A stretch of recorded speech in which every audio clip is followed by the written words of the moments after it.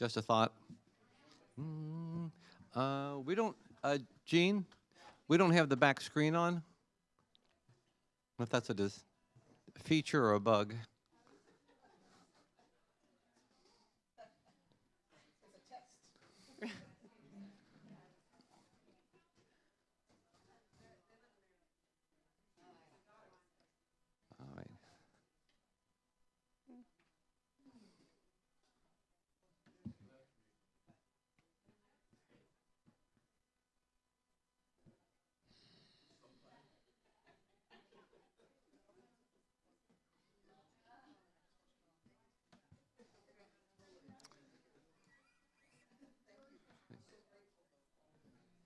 All right. All right. Sue? All right. I think we're ready. Okay. 1, 2, here we go. Welcome to Common Thread. We're going to start with a song. If you wouldn't mind standing with us, we would love to have you sing with us. It's Love, Love, Love. Here we go. Love, love, love, love. The message in our word is love. Love your neighbor as your brother. Love, love, love. Joy, joy, joy, joy. The message in our word is joy. Joy that fills to overflowing. Joy, joy, joy. Peace, peace, peace, peace. The message in our word is peace. Peace that passes understanding. Peace, peace, peace. Love, love, love, love. The message in our word is love. Love your neighbor as your brother. Love, love, love. Love, love, love. Love, love, love.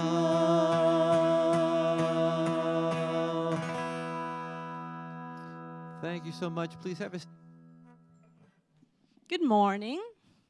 Good morning, people outside trickling on in. Welcome. Welcome to Common Thread Church, and welcome to a special Sunday because we are having a community cleanup work day, and the teens are going on their fall outing. We're going bowling. This is my bowling outfit. I hope you all remember socks. Raise your hand if you forgot socks.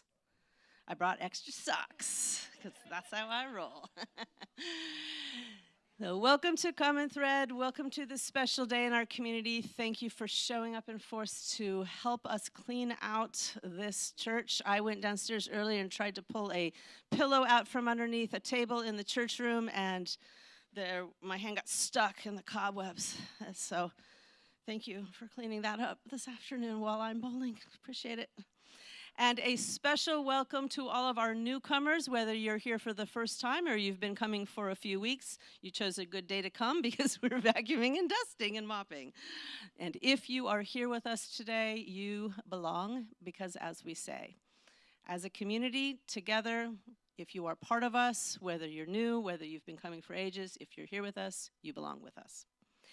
And because we are a church that seeks to find support and companionship around questions instead of answers in the spiritual life, you, the newcomers, are our life's blood. You keep us practiced in the art of welcoming the stranger.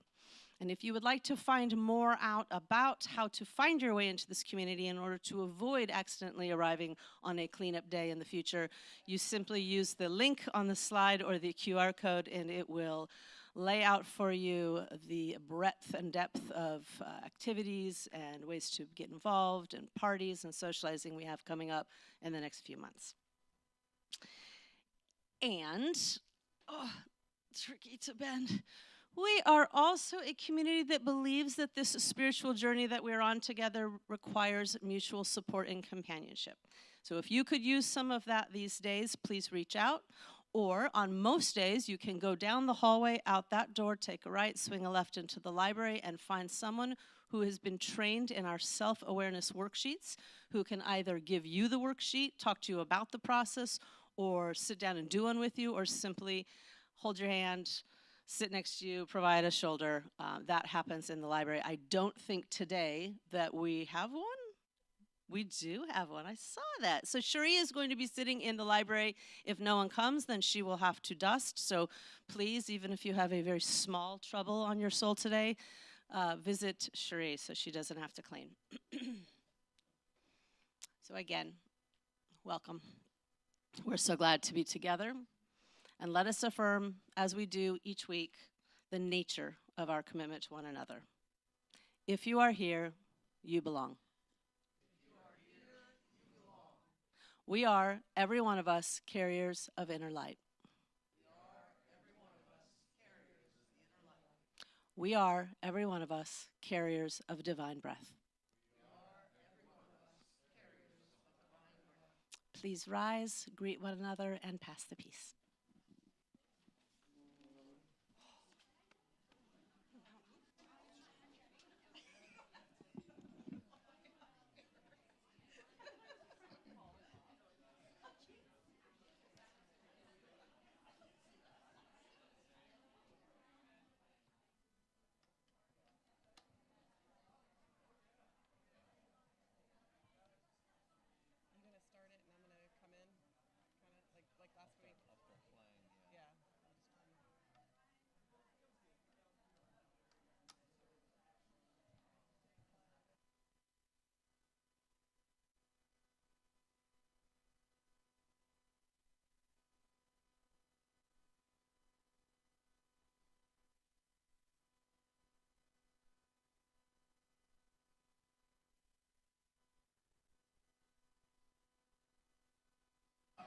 All right. Hello, Livestream friends. I was out in front greeting the latecomers, so I didn't get a chance to greet you. And I've got nice little notes to say things, but forget that. Let me just say this. Every week I invite you to some kind of get involved in a personal way, and I would like to do that again this week. And what that means is there in the YouTube notes you will see 2 links, and later on we're going to invite you to click one of them. The problem is nobody sitting there watching on a screen thinks that's a good idea. So we have been trained not to say yes when anybody asks us to do something when we're sitting passively watching a screen. That makes a bit of a challenge. But here's the thing, what we have discovered along the way is that it is quite possible to do the stuff we do in spiritual community, our groups, our what are you thinking, all the different kinds of things, and do it in an online way and actually build spiritual friendships that way. So that's the thing we invite you to every week. And I hope you'll click the link when we ask. So be brave. Come on. Let's get involved. All right, let's get back to the service.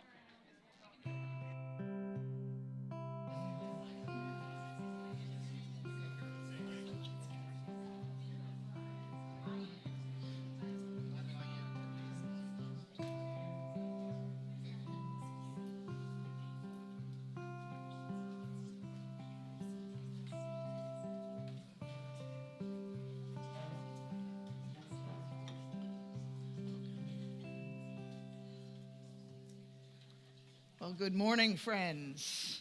Good morning. What a beautiful day. So glad you all chose to spend this beautiful morning here in this room with us. So before we begin this morning's contemplative practice, I want to speak to the interest that many of you expressed in an early church deep dive. I have 27 names on that list, and I am really excited about it, and I'm eagerly anticipating whatever that winds up becoming after the new year. That's when it'll happen. It might be a book study, maybe it'll be a retreat, an online course, or who knows, maybe a themed supper club. Thank you, John and Debbie, for putting that concept on our radar this week. So it could be a combination of opportunities, and we'll just see what happens when we get there. But in the meantime, I thought that the best way to prepare for whatever emerges and an excellent way to get through the next 7 weeks of potential anxiety before the election, is to offer an opportunity for us all to come together with intention through meditation, and meditating in particular on the wisdom we find in the Gospel of Thomas, to sink into the wisdom found in that gospel, to let the text speak to us before we do anything else with it. So we'll be gathering in spirit on Tuesday evenings at 7 p.m. And what I'm offering is a guided Lectio Divina practice for us all to engage with at that time, so that we can be in this practice together in spirit, even if we aren't together in the same room. Or you could do it at a time that works better for you. It's going to be a recording, and I'll have that posted in the app. And either way, just keep an eye on the app for all the information you need to know about this, or click on this QR code, if you haven't already, to indicate your interest in being kept informed. We're going to start this Tuesday. We will gather together at 7 p.m. every Tuesday right through the election, and I hope you will consider being a part of this virtual communal gathering. And now Melissa will introduce our approach to our chant and contemplative practice this morning. All right, so we're going to revisit the chant, Become a Whole World. We've done it the last couple of weeks. I think it went really well last week. So we're going to basically repeat what we did last week. In just a minute, Joe and I, and we're not going to do the call and response this week because we think most people have it at this point. But in just a minute, we will run through it together as one. So we'll just run through the first part, Become a Whole World, For a Whole World, Remember the Mercy, Be Ye Whole as I Am Whole. And then Sue will guide us in a meditation. And then after the meditation, we'll come back and again have an opportunity to sort of really sink into the chant, make it a contemplative practice. We will again sing it through together in unison, the whole song, or the whole chant. And then it went really well last week. I say we ran it like 3 times, or I mean, give it sort of we'll play it 3 more times, and you can pick whatever part you want to sing because they're made to layer. If you need sort of a guidepost, Sue is going to stick on the Become a Whole World, For a Whole World part. So if you just want to stay on that, you can follow Sue. Joe will take the Remember the Mercy, so you can follow Joe. I'll be on the Be Ye Whole as I Am Whole. You can stay on one. You can sort of float around, whatever the Spirit leads. And then we'll end with Become a Whole World, For a Whole World one last time. Don't overthink it. Forget everything I just said and sink in. You can do it. We can do it. 3, yeah.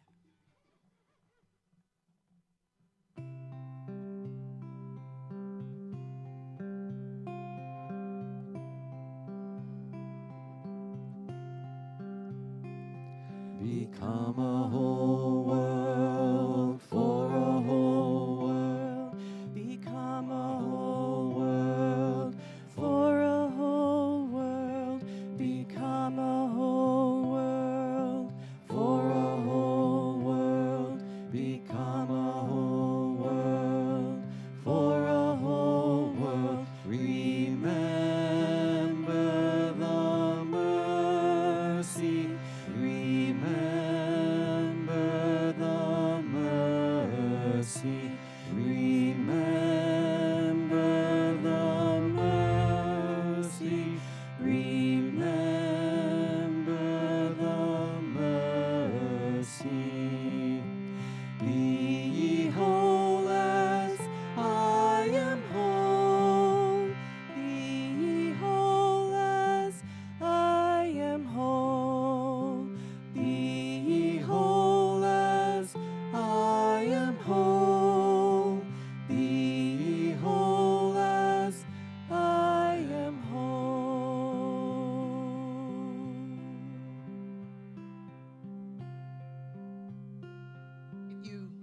I invite you now to close your eyes. Take a few deep breaths. Relax your body.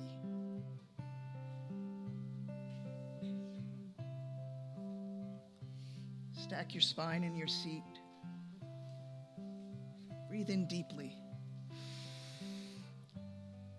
And exhale fully.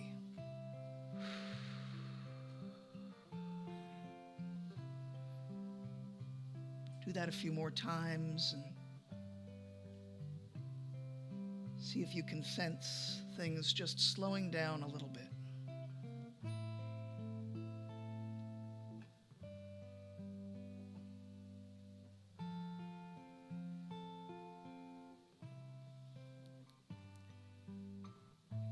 Check your body and see if you can release any tension. Start with your forehead, your face. As you release this tension, continue to breathe deeply. Breathe in peace and exhale the tension you find and release. See if there's tension in your neck or your shoulders. Go ahead and release that on your next big full exhale. Your arms, and your hands.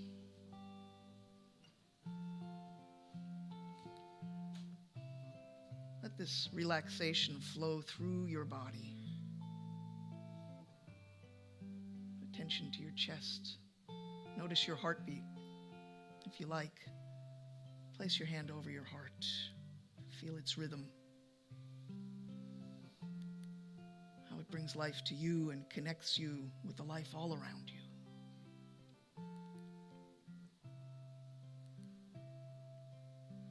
Release any tension in your torso, your hips, your legs.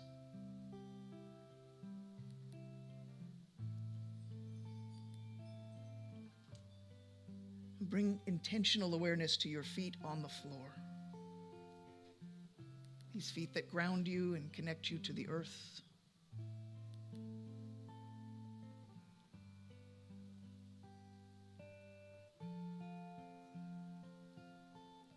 Breathe deeply and imagine drawing in peace with each deep breath and exhaling that tension.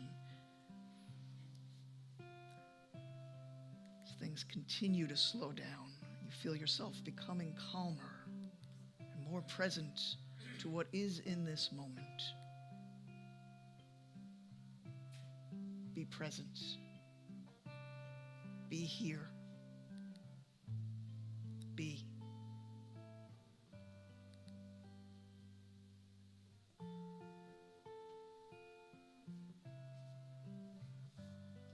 Remember that your heart has an energy field that expands beyond you, and it connects with everyone around you and beyond.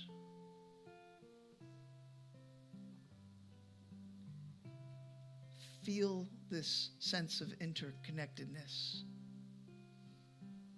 knowing that your heart's energy is an integral part of an infinite network of love, of belonging, of connection. The message, in a word, is love.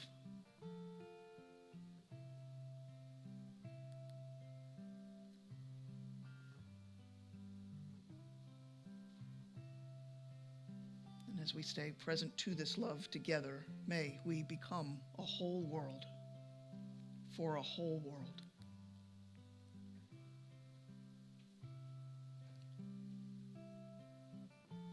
May we sense and feel the wholeness that is already ours, a wholeness within the divine and with each other.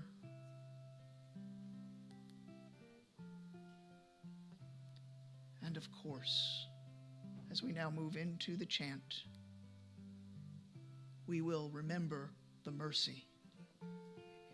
For when we are so connected, the mercy is impossible to forget.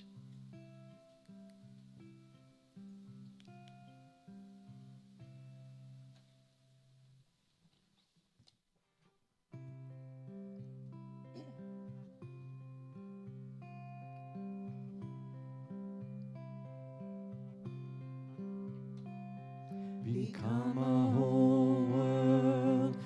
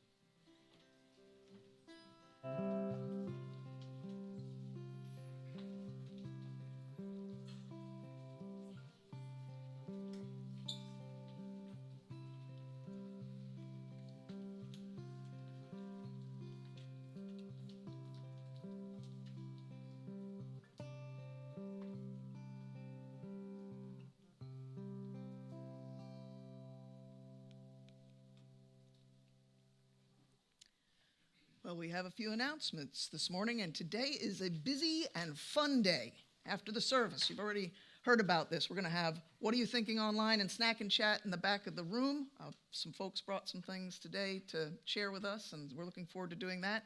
And after Snack and Chat, we're going to have an on-campus workday in the kitchen and downstairs. And Shelby just asked me to reinforce, if you haven't signed up for staying after to help today to clean, please do if you can.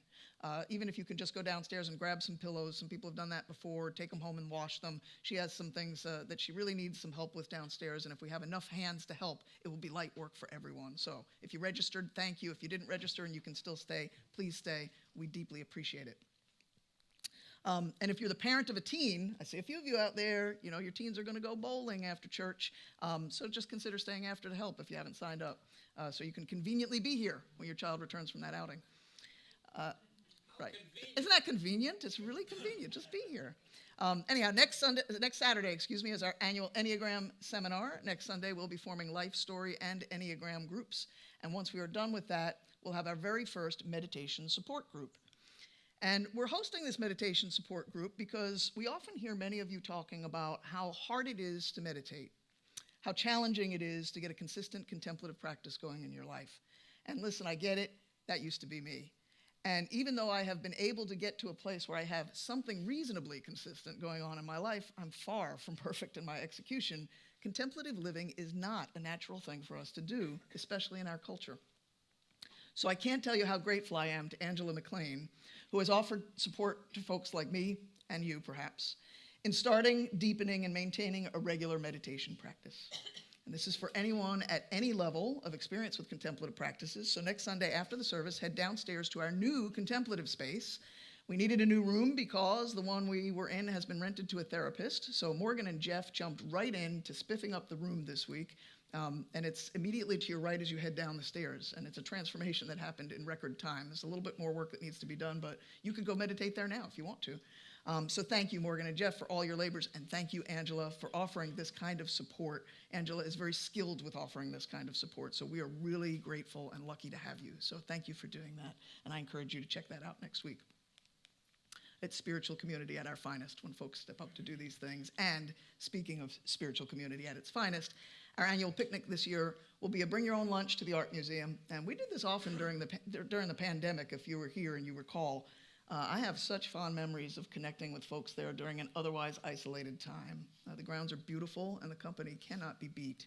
So October 6th, be sure to put that on your calendar. I hope to see you there and that we all get to spend some good time together. And if you missed anything I just ran through, you can always find out more in one of three places: in the app, on the website, or in the weekly email. And you may have, come on now, click. You may have read the email we sent out this week with regard to our finance spending cuts, so thank you. Thank you for what you are doing to contribute to this community. Giving on a recurring basis, thank you. You can cancel your financial adjustment this time on your generosity, on your investment in this. Thank you.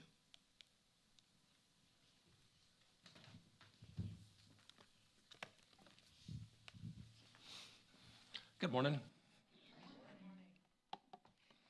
So this is our first week bringing snack and chat. So Kate, you're sitting back there. How'd we do?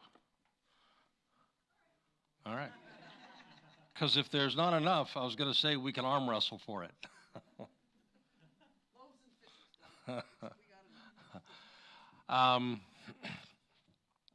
I think we should pause before we begin and marvel that I have on socks, that I have a belt, that I've got a shirt.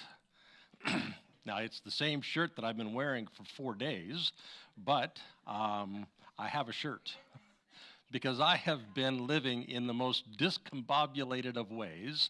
My house is completely torn apart. Now, here's what an insurance company says. If you have a flood because a pipe breaks and we have to rip out the floor and we have to put 10 jet engine size fans into your house so that you can't hear yourself think except in the very upstairs room, that does not qualify you to leave the house and go to a hotel. But once we take the refrigerator out, then it does qualify. So now we qualify. We're staying over here in right by where Trader Joe's is in that hotel over there. And now I can't find any damn thing. I can't find where my socks are because I have things at home. I have things at the hotel. I have things here at the church. I have things in my car. I've been doing some weddings, and I showed up, and I didn't have a belt for the wedding. And it's, I am here today, and I am relatively combobulated. Okay, so this is the second part of a three-part lesson following up on Sue's summer lesson, before we were Christian and after that. I added the after that part because nobody who is paying attention to the after that part is unaware that there have been mixed reviews in the after that part.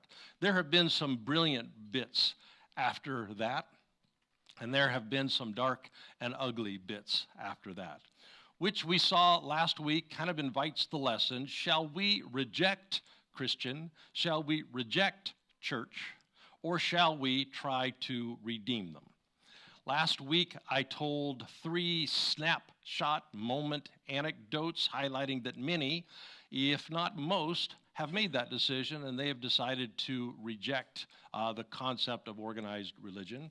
Too much water under the bridge, too much ugliness, too much harm, too much damage. But I said, if there is a reason to redeem Christian, if there is a reason to redeem church, it might be this, that people are spiritual and people are communal. There has been a long history of us practicing spiritual and communal, and sometimes we found our way into brilliance. And it would be a shame to toss all of that accumulated experience because, admittedly, things are looking kind of dark and ugly these days. But the notion of gathering a community around the beautiful bits, that could be a compelling reason to try and redeem. So I told a story last week of another ugly time, another dark time 700 years ago in Western religion. I told the story of a spiritual community breaking with their own society, breaking with their own religion, and working out new ways to be spiritual and new ways to be communal. In essence, I said, laying down track that 2 centuries later would help others lead Western society into the Renaissance and into the Reformation. What I didn't say last week is that the Brethren of the Common Life were not the only vanguard group trialing and erroring, testing new ways of being. There were others. The Lollards were associated with John Wycliffe, and they challenged the inbred blindness of church and governance, challenging the concept that there is only one way to access the divine, there is only one way to live life, there's only one way to be a society. The Hussites, they did the same, challenged they were founded by Jan Hus, you've heard me talk about that guy. He challenged the idea that not only a few of us, but actually all of us could mediate the spiritual life. That it's not true, they said, that only a few can discern how to be spiritual, that only a few can discern how to govern, or only a few can discern how to do business. And then the Waldensians, they worked against power being concentrated in the hands of a few, and they did that by making the ancient texts both authoritative but also accessible to everybody. So everyone could find the authoritative way to be. Well, I give you those examples because every time that a shift happens, a major shift happens in society, you will discover that there have been vanguard groups leading the way, testing and trying new ideas, testing and trying new norms, testing and trying new practices. So when a society reaches a readiness moment, those ideas, those norms, those practices are there at the ready. Because again, human beings are communal and human beings are spiritual, and we most likely will find our way back to a healthy form of spiritual community because that's an important element in human experience. So let's imagine together what door number 2 might look like. redeeming instead of rejecting. What might redeeming look like? And I remind you, I said this last week, of a companion book for this lesson. You might want to snap a picture if you weren't here last week. If I'd had more time, I would have highlighted some of the things in the book that would have made the case that I'm not sure we're going to have to defend the word Christian. I'm not sure we're going to have to defend the concept church. If I'd had more time, I would have said something about a rose by any other name smells just as sweet. Because if we don't get hung up on the titles, but instead we focus on the salient features of roseness, maybe fragrance or beauty or whatever. If we don't focus on the title or the club or who we belong to, but focus on the salient features that make healthy spiritual community, maybe that is worthy of our focus and of our attention. So that's what I want to start on this week. A user's guide for religious deconstruction and reconstruction. Because we have, Common Thread, been working out some of those salient features, some of the salient features that help us be and build healthy spiritual community. But we're not alone. Others have as well been working on redeeming what has clearly been broken, rediscovering what has been forgotten, and reigniting what has dimmed over time. What we said last week, laying track that could be followed at some point in the future. We and others have rediscovered some of the features that point us toward a healthy future. Now, a quick caveat about these last two lessons, the last 2 weeks of this lesson. The term user's guide implies more practical detail than I'm going to give in the lesson. But it's not nearly as pithy a title to say, a user's guide for writing a user's guide. But that's more what we're doing. This is a user's guide for writing a user's guide for deconstructing and reconstructing religion, because I'm going to give concepts behind how we're going to find our way forward. For years, I've given a lesson every January, a guide to the announcements at Common Thread. It explains the history and the function and the purpose of the very, very practical things that show up on our calendar. That's my son calling. I don't think he has the concept that I work on Sundays.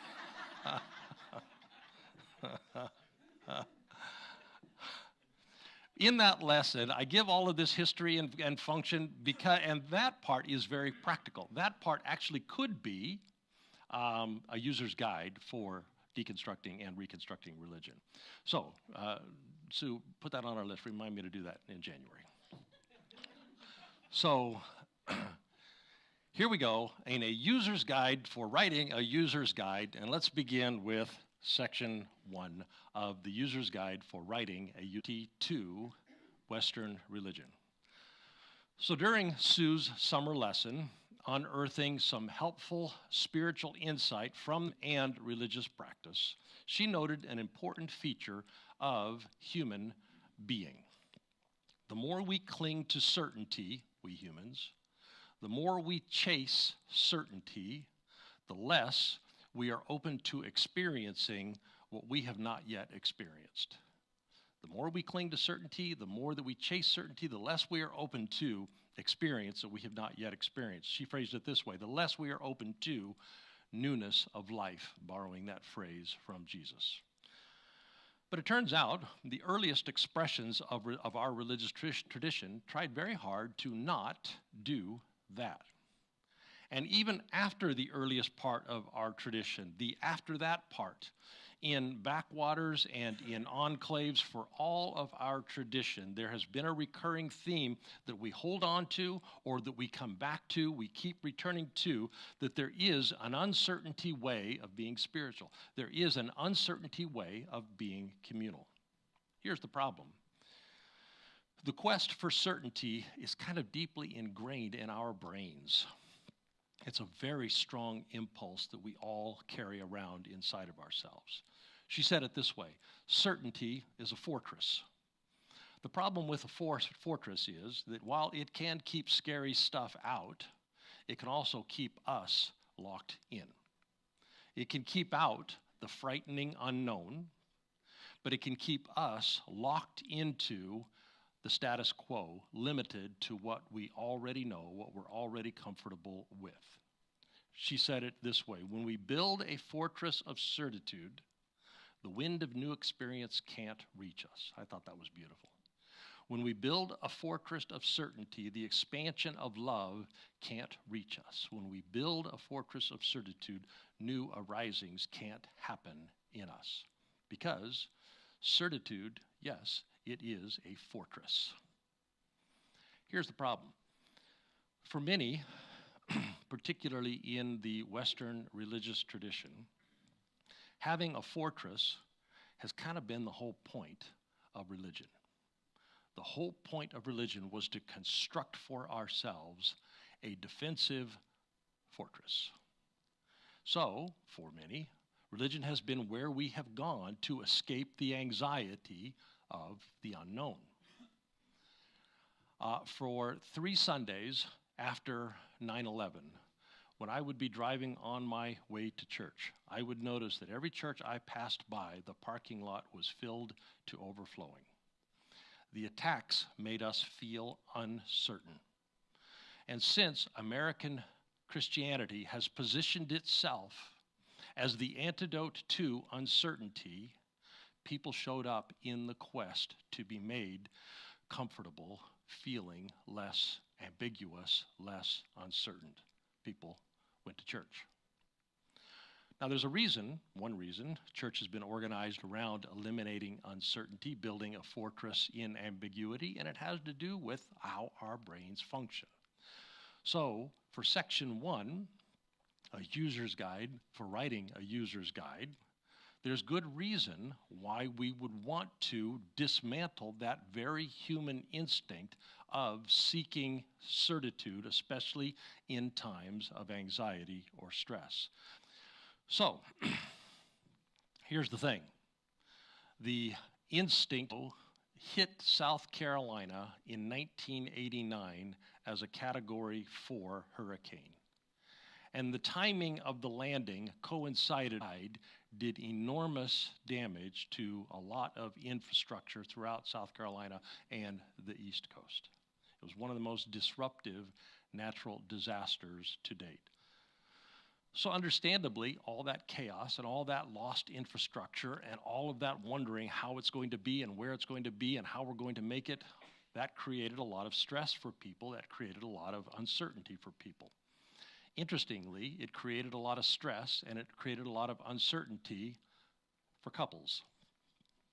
In the months after Hugo, there was a spike in both marriages and divorces. Now, a great deal of study later and researchers had a better understanding of why that would happen, both marriages and divorces spiking in a standout way. And it turns out that couples who were uncertain about the status of their relationship, couples who were wondering to themselves, yeah, the relationship's good, but is it good enough to get married? Couples wondering, yeah, it's not great, but is it not great enough to get a divorce? Couples in relationships that felt just a little bit of uncertainty, when stress came along, the natural human inclination was to push to eliminate ambiguity, to shut down uncertainty, to eliminate it and make things certain. It's a natural human instinct. So let's make this relationship certain. Let's make this relationship certain. Let's eliminate the ambiguity. Now that trait, wired into your brain, wired into my brain, it's a good thing in some contexts, because the quest to eliminate ambiguity drives human curiosity. And human curiosity is a good thing. That quest to eliminate uncertainty helps us in times of stress streamline our focus on the essential thing, eliminate unnecessary brain load, free up bandwidth so that we can survive a time of stress and danger. So it's wired into us. We have this natural inclination to try and push ambiguity into pre-existing, already understood boxes inside of our heads. Push ambiguity into categories that we know and categories that we already understand. Because again, helps save system resources, again, helps focus on the essential thing, because again, helps streamline where we deploy our energy. Remember, It's a good thing. Except when it's not a good thing. And while it might be great for helping us survive as hunter-gatherers, it's not so great for, as Sue put it, embracing the wind of new experience. It's not so great, this human inclination, for expanding our capacity for love. It's not so great, this thing wired into our brains, for opening ourselves to new arisings. Because it turns out reality, and the spiritual reality especially, simply is ambiguous. Reality, particularly the spiritual reality, simply is complex and nuanced and uncertain. But there's some good news, and that is that in those backwater spaces where our tradition held on to a way of being, in those out-of-the-way spaces where we held on to a way of being spiritual community that resists the human impulse for certitude, we learned a lot of great stuff. And those people, they laid track for us. Similar to what I said last week, we want to try and lay track for the future. They left for us a legacy that says, here's how you can build spiritual community on ambiguity. Here's how you can build healthy spirituality on uncertitude. And we have been working on that. But not just us. Lots and lots of spiritual communities practicing this vanguard emerging reality. They have also been ransacking the treasure left for us in these backwaters and enclaves of our tradition, and are even now working on rebuilding a way to be spiritual community that factors in living in the ambiguous world that we live in. I had a really fun conversation with a young man this week. He's the adult son of a couple in our church. And he was home in town, and he showed up for this chat. And admittedly, he showed up a little bit tentatively, basically saying, hey, my parents think I should talk to you. Now, he was very respectful, but in essence, what he was saying is, look, religious man, don't peddle your crazy to me. I'm an atheist, and I have looked and I have seen nothing of value that your religion, or really any religion, has to offer. In fact, I see just the opposite. Now, he was much, much kinder than that. He did not say those words. He was so much kinder and gentler. In fact, I had to say that part for him so he would feel comfortable saying it. So then we talked about stuff. And I mentioned how the Dead Sea Scrolls had undercut our Western notion of the afterlife, and how much pressure was taken off of us when we lost this hell that we are constantly trying to keep people out of, and how much eliminating that pressure has offloaded so much of our proclivity for bad behavior. So we talked about that for a while, but then in the end I said, now here's the bigger issue. I think the problem why you would reject religion, and if I saw religion the way you do, I would reject it too, is that we, religious folks, have been showing up in the wrong arena, playing the wrong game. And I illustrated what I meant by describing two human experiences. The first thing I said, have you ever fallen in love? And he said, yeah, I've fallen in love. A little impertinent for you to be asking me, but yes, that has happened. And then I said, well, the second one I know you haven't done, you haven't had a child. So let's talk about falling in love, having a child. I'll tell you the part about having a child. I said, let's look at both of these human experiences from two vantage points, because as most atheists are, a great veneration for the scientific worldview, a great veneration for the way the world works as described using the scientific method. I said, so we can look at these two experiences from two vantage points. The first, from the perspective of the scientist, or let's just say the journalist, someone who is just looking at the facts. And we can also look at these two experiences from the perspective of the poet, or, I hope to make the case, of the religious person. Because the two experiences, falling in love, having a child, from the perspective of the journalist, there is a very helpful way to describe having a baby. We would use the language of eggs and sperm. We would use the language of fertilization at a very molecular level. We would talk about fallopian tubes, and we would talk about uterine walls, and we would talk about the chemistry and the biology of each stage. As zygote becomes blastocyte, it becomes embryo. We would talk about how DNA maps out the process of organs emerging and the basic structures of the human body emerging. We could describe in detail the 40-ish weeks of gestation. We could talk about the stages of labor and delivery. We could talk about how a child is born. We could talk all the way to the lungs filling up with a cry, and it's all very important, and it's all very accurate.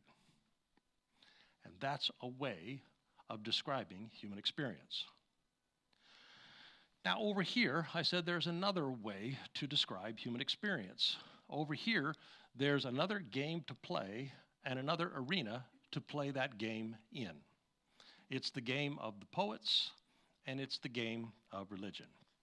And I told him about one of my experiences. I've used this in a lesson before. I did not know Haven was going to be here, but I'm going to tell you about Haven. On the day Haven was born, as happens, I was handed a baby. And there was a lot going on at the moment that I was handed a baby. There were big lights in the room. There were lots of people scurrying, doing lots of places. There was some bleeding going on. There was some sewing up going on. This nurse hands me Haven, and I cut the cord, and we walk over to the table. We get the APGAR station, and we do all the checks, and the focus is all on the process with looking at this new life that has been born, and then going back to Denise to make sure she's okay, checking with her face end, and then seeing what the doctor's doing on the other end and making sure that she's going to live through this experience. And so the best way to describe my experience that day would be in the language of the journalist. This happened, and then this happened, and then this happened. And this happened because that happened, and this happened because that happened, and this all happened, one arena, one game. A few weeks later, a very different way of experiencing the birth of a child. I stumbled into this other arena and played in a different game. It happened in a much quieter room, tiptoeing to her crib side in her bedroom, where I experienced a baby as poetry, or, as I hope to make the case, as religion. Because there, sleeping in her crib, up on her knees, with her elbows tucked underneath her and her hands under her chin, quietly doing baby snoring, I was overrun by a profound experience of love. It shook me how deeply I experienced this magical moment. Now, love is a diluted word because you can love pizza or you can love reading by the fireplace. So maybe a better word is that one. What I experienced in that moment was magic. What I experienced in that moment is best described by the language of poetry, by the language, I hope, of religion.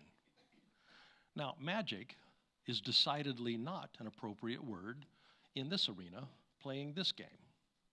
You don't use the term magic when you are functioning as a journalist or functioning as a scientist. You have a different function, a different purpose, you're after a different objective. But my experience in the birthing room would be better described over here. My experience in the bedroom would better be described over here. Both human experiences, both deeply meaningful, both important stories, both part of human experience. But the language of one points to one kind of experience. The language of the other points to a different kind of experience. So I'm sitting at Panera with this young man, and I am telling him, unfortunately, religious people have forgotten which game we play and which arena we play it in. We have forgotten that ours is the language of uncertainty, ours is the language of ambiguity, and the very ambiguity that is the human inclination to eliminate. Remember, it's a good inclination to eliminate ambiguity. We get a lot of good stuff out of it. It's not the only way to be human. Over in this way, we can be ambiguous, and that's what the language of poetry is.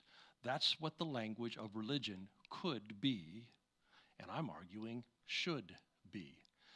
It's a different way to experience some very important parts of what it means to be human, and it involves the language of magic. And so I told this young man about the metaphor that the Buddhists use of the finger pointing at the moon. I think I've mentioned that to us many times. And I said, when we forget, we religious people, that we are more poets than we are reporters, we look at the finger and we forget what the finger is pointing at. We look at the religious narrative, we look at the religious practices, we look at the religious beliefs, and we think they're the point. And they are not the point. They can, however, point us to the point.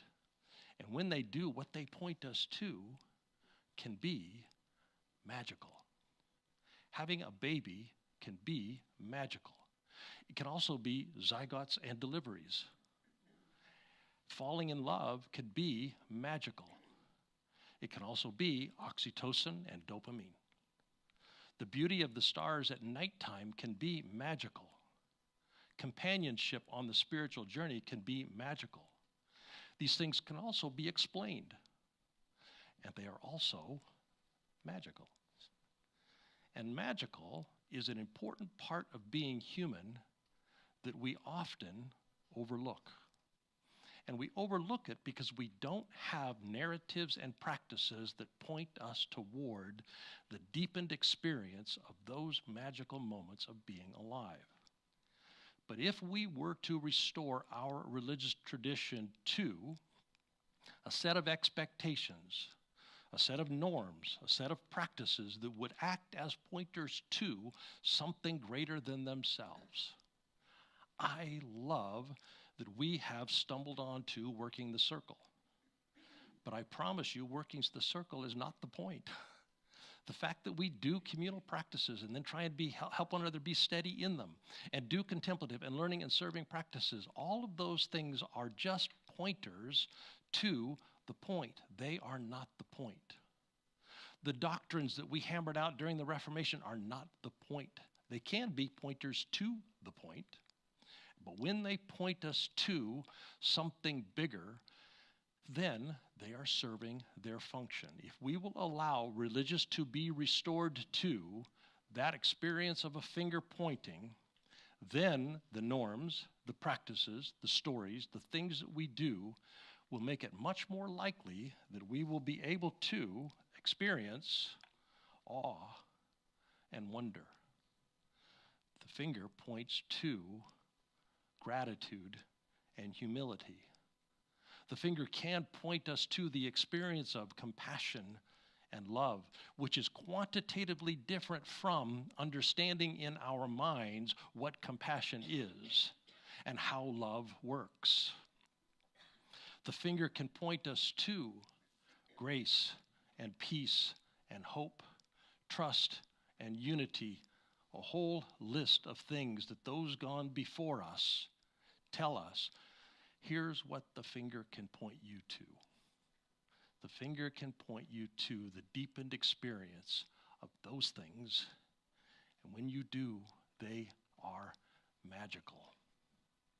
If we allow religion to return to the important job of simply being a finger, pointing us to the magical things that human beings also experience, religion can once again become a meaningful contributor to people's lives and a meaningful contributor to our society.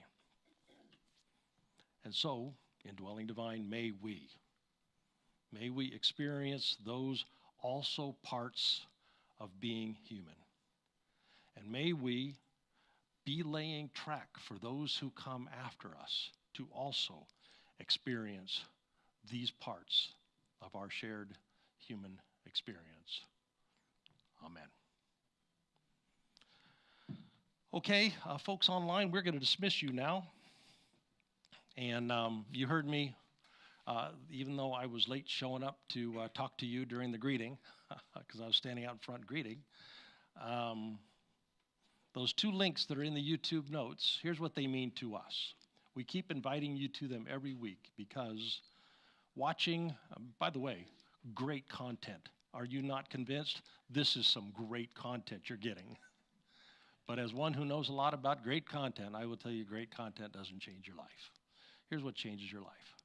Being in a relationship with people who together can process maybe great content, but actually if you're in community with other people processing it, the content doesn't even have to be that great. It's the interaction that happens in our lives together as we share the spiritual journey. And that's what we invite you to when we're inviting you to click the link and go to What Are You Thinking? That's what we're inviting you to when we ask you to click the link to get more information about a Life Story group online or to an Enneagram group online or any one of the things that are offered online. So I hope you will click the link. And let's dismiss the folks that are online. If you would, please put your hand on your heart, and let's remember as we go that we are, every one of us, carriers of the indwelling divine. Love and joy, peace, patience, kindness, goodness, they are in us because the divine light is in every one of us. And if you would extend your other hand to our city, and let's look for opportunities to share those things that are already in us with the people that we live and work and go to school with, looking for opportunities to repair and heal our worlds. Amen.